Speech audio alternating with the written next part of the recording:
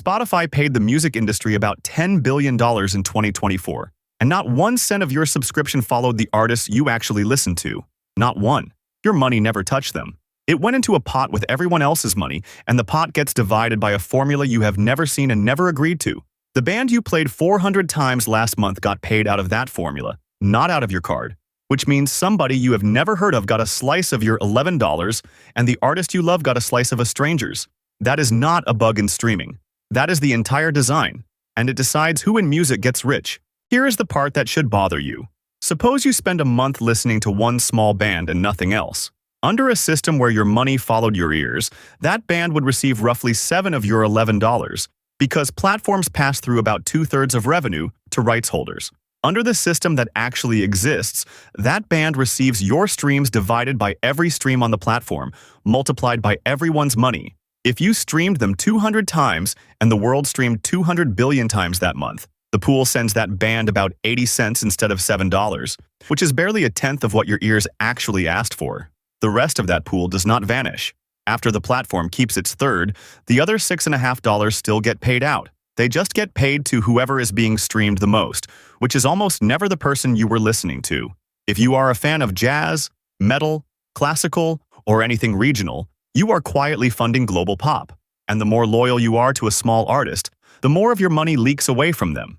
The mechanism is called pro rata, and it is brutally simple. Every month in every market, the platform adds up all the subscription money and all the advertising money. It keeps its cut. What is left becomes the royalty pool. Then it counts every single stream that happened in that market that month. Divide the pool by the streams, and you get a number. Multiply that number by an artist's stream count, and that is the payment. Notice what is missing. There is no line for you. Your listening exists only as a contribution to a giant denominator. You are not a customer buying from an artist. You are a depositor into a fund. And notice who gets the money. The platform does not pay artists.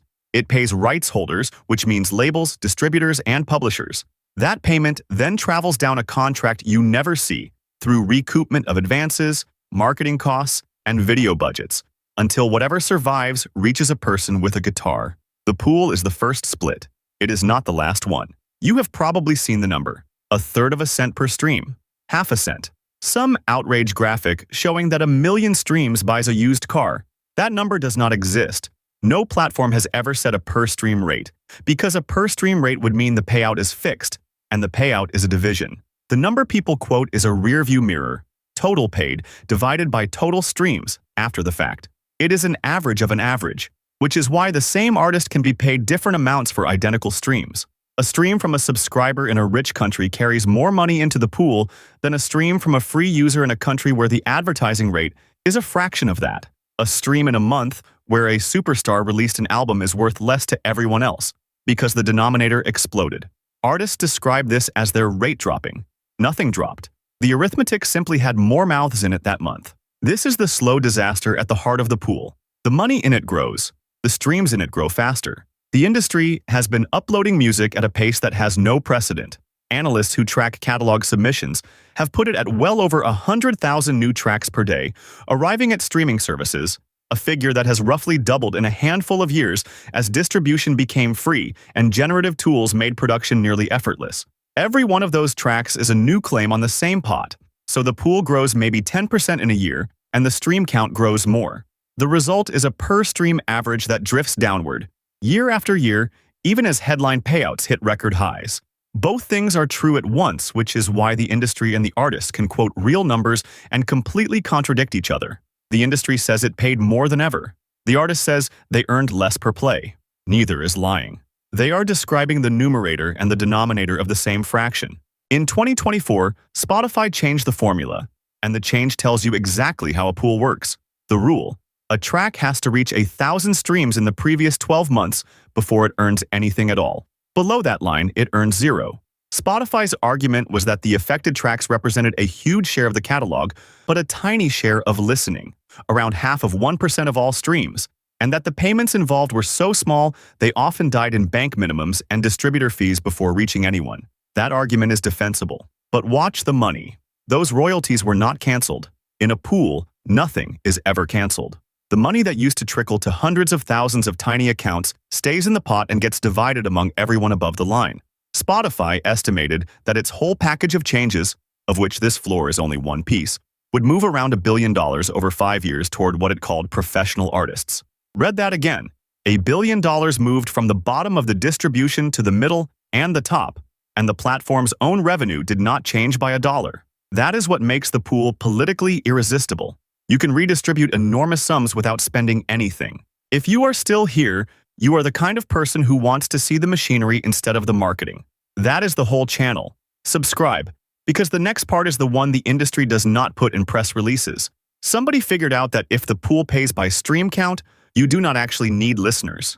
You need streams. And prosecutors say he made millions.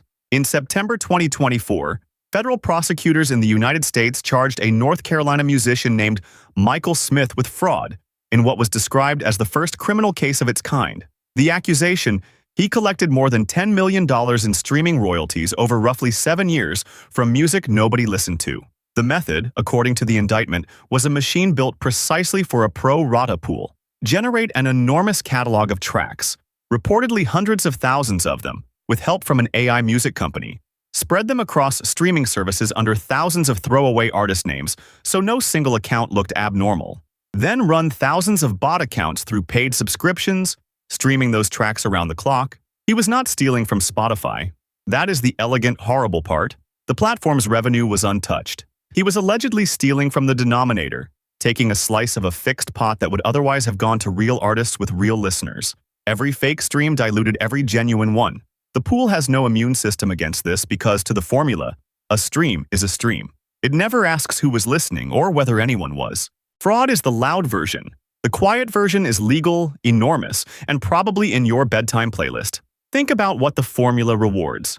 It does not reward a song you love. It rewards a completed play over and over at a low cost of production.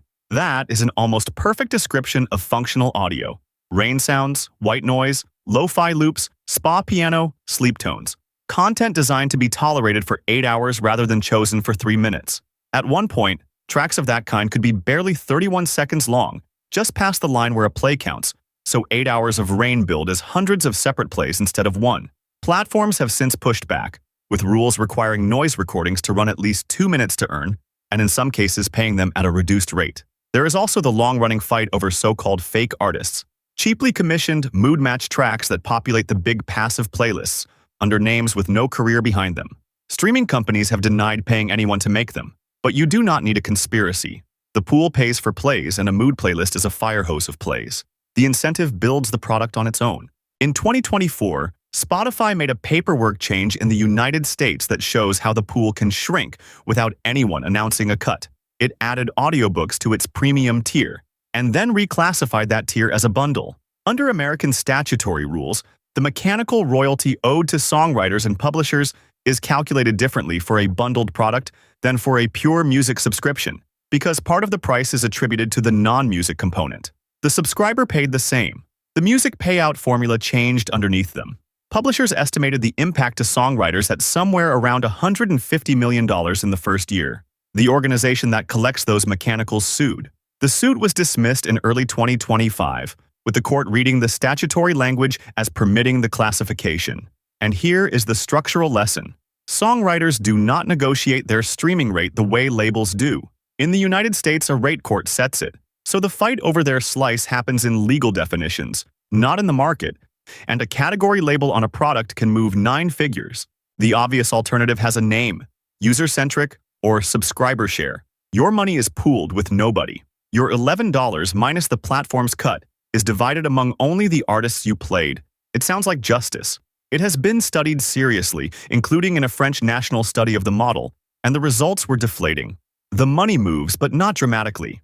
Repertoire with intense dedicated audiences gains, so classical, jazz, metal, and older catalog tend to do better. Hyper-streamed pop and rap lose a bit. The overall reallocation lands in the low single digits of total revenue.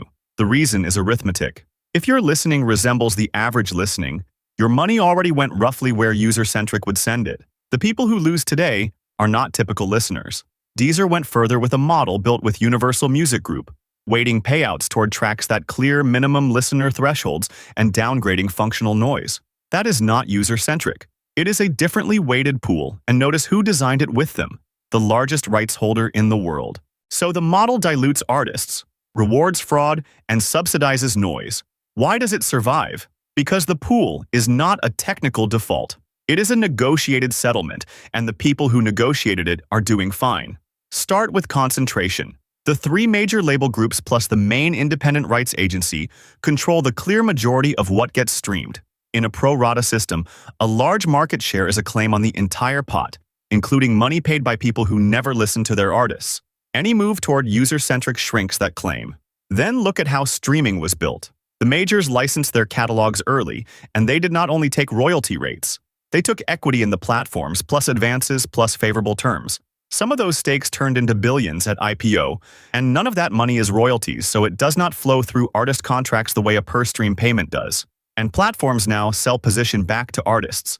Programs that offer algorithmic promotion in exchange for accepting a reduced royalty rate turn the pool itself into an advertising market. You can pay for visibility with your own future earnings. So when you pay for streaming, understand what the transaction is. You are not buying music. You are buying access to a catalog, and you are making a contribution to a fund whose distribution rules are set by the largest rights holders and the platform, and revised whenever the numbers get uncomfortable. That is why the individual gestures barely register. Leaving a song on repeat overnight adds a rounding error to a denominator with 200 billion entries. It moves nothing. What does move money is where the play happens rather than how many times. A purchase, a ticket, a piece of merchandise, a direct platform. All of them skip the pool entirely and go through a normal transaction with a normal split. That is the only real lever a listener has. Not streaming harder, but occasionally stepping outside the pot. Inside the pot, your love for an artist is not a payment. It is a fraction, and you do not control the bottom of it. There's another pot of money that decides what you pay every month, and it isn't music. It's the software that sets your rent. Same structure, same problem. A price built from strangers' data. That's the last episode, and it's waiting for you. The algorithm that sets your rent.